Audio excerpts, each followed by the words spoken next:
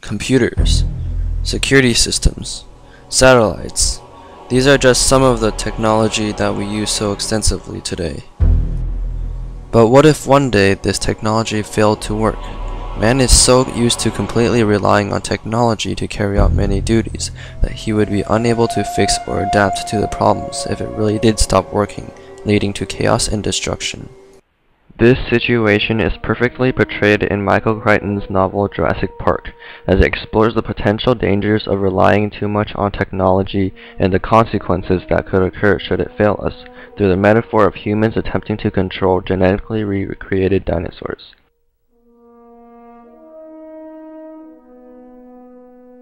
Jurassic Park is about an ambitious businessman named John Hammond, the CEO of bioengineering corporation InGen, who wants to bring to the whole world an island with genetically cloned dinosaurs in seek of profit and amusement.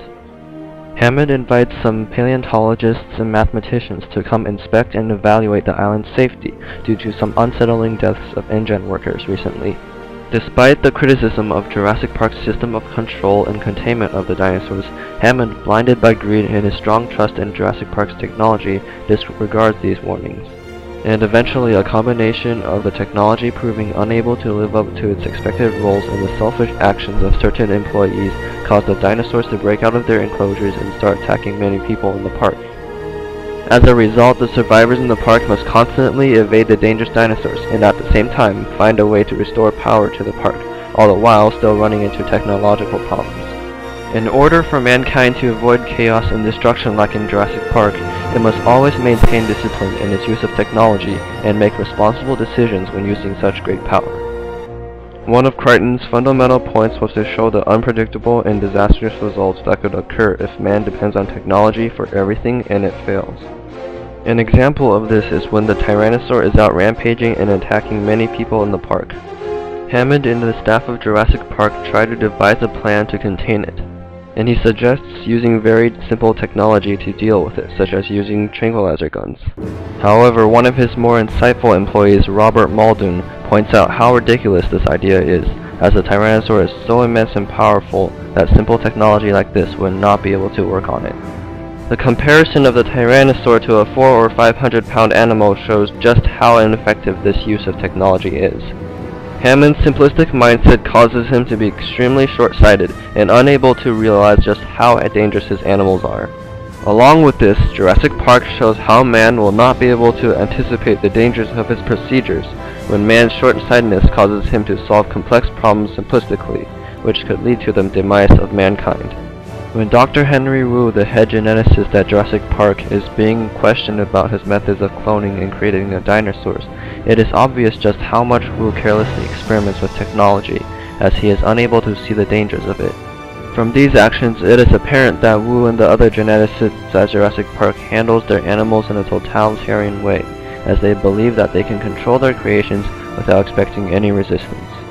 Before he even knew what he had created, Wu implemented this way of cloning dinosaurs into Jurassic Park. Man often goes about with mindsets like Wu, thinking he can control everything, but if it is not changed, it will lead to much bigger consequences than the ones at Jurassic Park. Crichton goes on to emphasize how unpredictable events will cause technology to be unreliable when it is needed the most.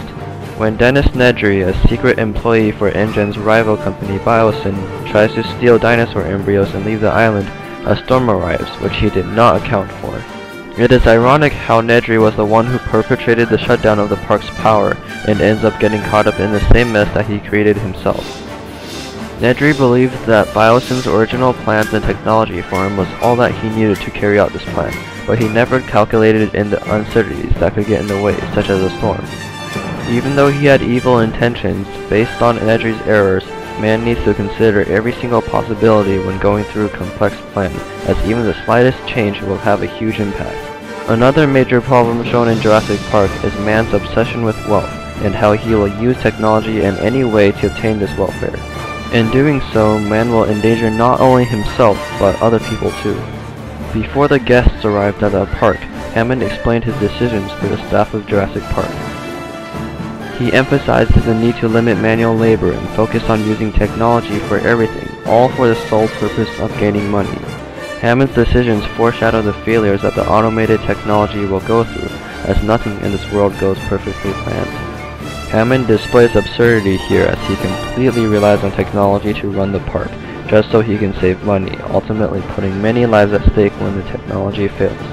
With all these problems and their consequences, Crichton comes up with one sole solution, that man requires responsibility, discipline, and experience when using technology to control unpredictable events. Ian Malcolm, a mathematician who specializes in a new branch of mathematics known as chaos theory, criticizes Hammond and InGen for not having discipline in taking responsibility for their actions.